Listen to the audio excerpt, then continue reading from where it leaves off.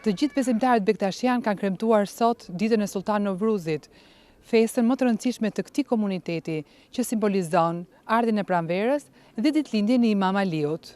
Ceremonia zyrtare e kësaj dite të shenjtë u ndoq nga qindra besimtarë kur kryegjyshi botror Haxhi Dede Edmond Brahimaj përcolli mesazhe paqe, dashurie dhe harmonie mes njerëzish. Ne duhet të respektojmë njeriun si institucion. Ai është qenia më e bukur e kësaj bote. Zoti ka bërë me shëmbulltyrën e vet.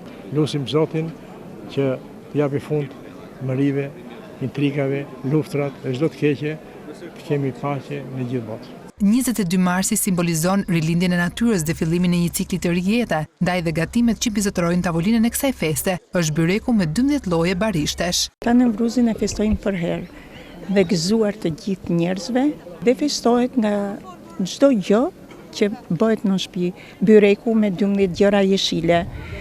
Bëjmë kulaçin me mish pule. Ne therim gjelin, gatimi bëjmë me ëmbëlsirë, byrek. Jam me sëmurë sot dhe kam ardhur se e kem patur traditë.